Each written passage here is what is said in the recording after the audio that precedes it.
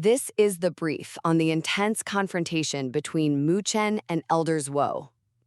Okay, so we're jumping into episode 451 of The Great Ruler. This is a big one, folks.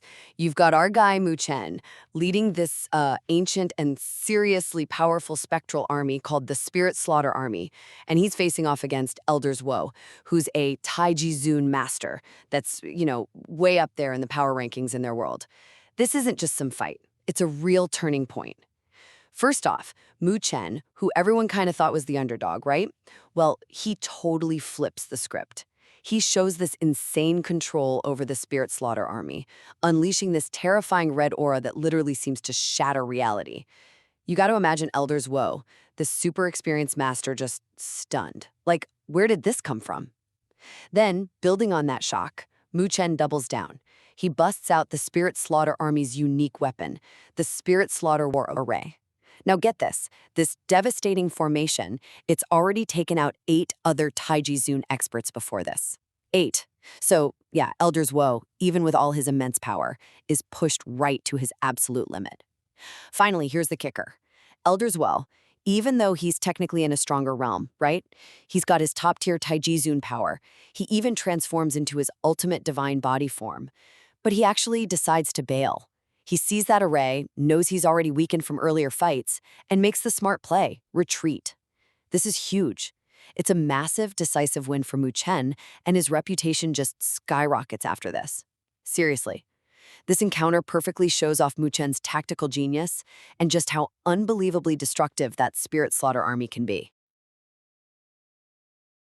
This is the brief on Mu Chen's seriously dangerous quest to grab the mandala.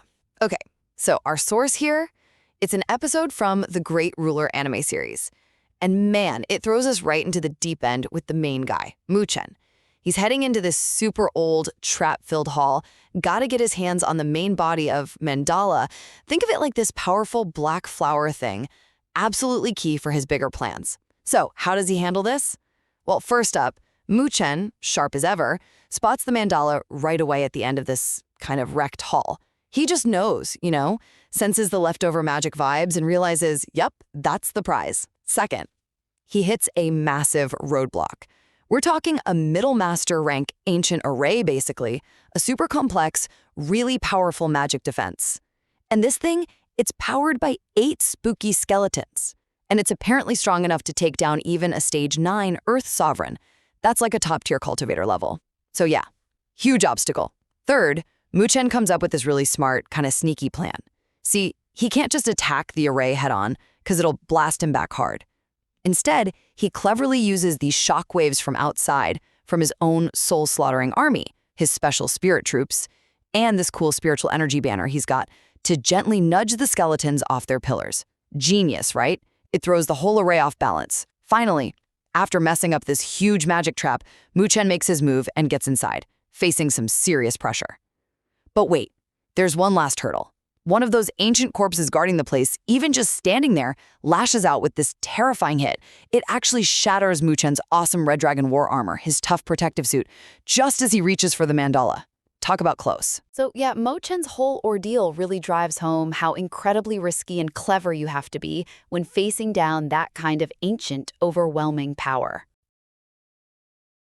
This is the brief on Mu Chen's quest for the eternal solar god body.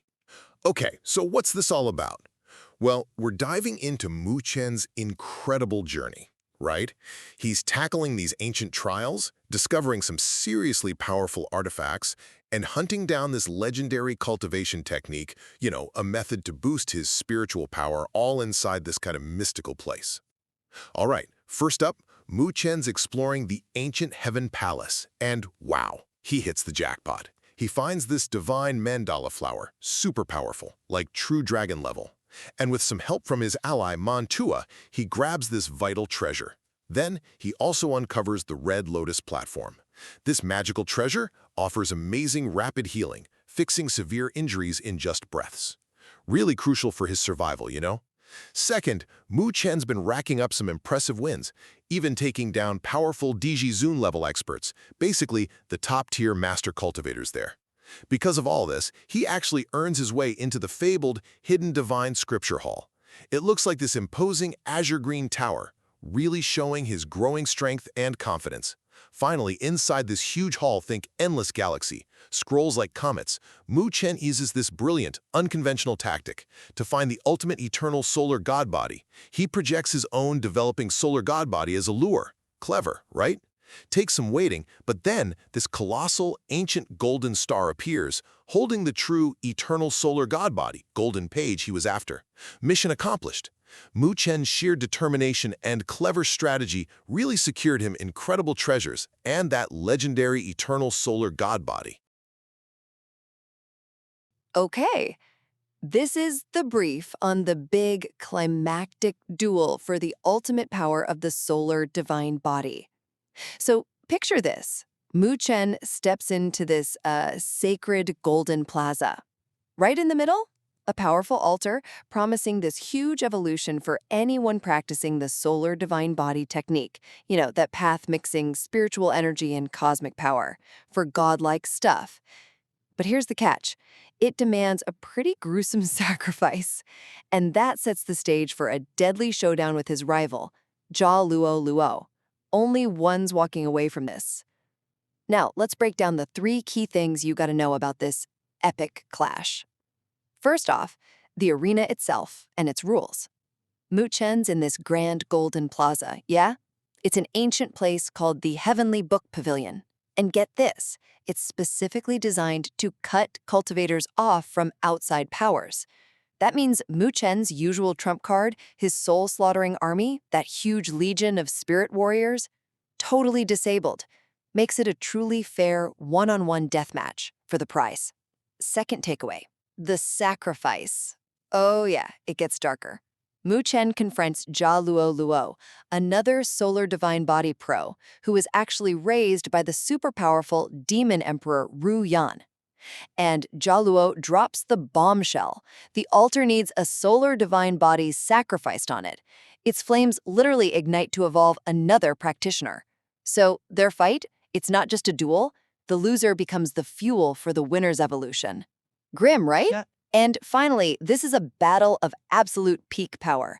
Both Chen and Jaro are at rank 9 Zuzun, which is basically their full maximum mastery level. They start throwing down with pure physical strength, Chen using his dragon and phoenix spirits against Jaro's demonic physique. But it escalates fast to top-tier martial arts, trading these devastating spiritual attacks that actually injure both of them. It really proves they're evenly matched, just total powerhouses.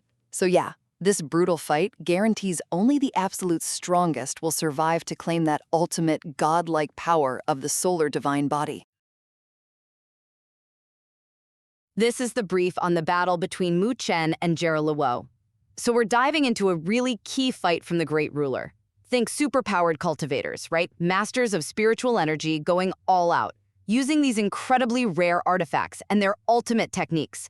And it's all over this thing called the Eternal Solar Deity Body, basically a legendary, massive source of power they're fighting to control. Okay, first up, things kicked off with these guys throwing down some super rare gear. We're talking low-tier heavenly sovereign artifacts. These are like unique magic items for the top practitioners. Jaro pulls out this obstructing sea seal, and boom, this huge black ocean appears. Crazy. Chen hits back with a feather fan, creating these blue tornadoes that kind of twist dimensions. But wow, this took a ton of their energy, this sovereign essence liquid, Ji-Zun high. So much that they both actually had to back off, totally wiped. All right, second point. The fight ramps way up. They both bring out their powerful solar deity bodies. Think of them like advanced spiritual forms, manifestations of their power. Jaro's is this dark form, and he uses the 8 suns opening heavenly technique, Demon Serpent, basically summoning these devastating, energy-consuming serpents. But Chen, he's got this radiant golden body, and he counters with the 8 suns heavenly light wheel technique. It's this really cool defensive skill that reflects attacks. So they kind of end up in a stalemate, neither one really getting ahead. And finally, pushing themselves to the absolute limit, both fighters activate the 9 suns opening, like their ultimate supercharged forms. Jaro unleashes the demonic abyss, this terrifying black hole designed to just devour all energy. Chen's answer? The divine banner, a brilliant golden flag that expertly disperses incoming energy, pretty much neutralizing the demonic abyss. But man, another exhausting deadlock. Which forces Jaro to reveal this mysterious cyan green statue. Turns out it's actually a failed solar deity body. This intense, escalating conflict really showcases the extraordinary power and strategic depth you see in the Great Ruler.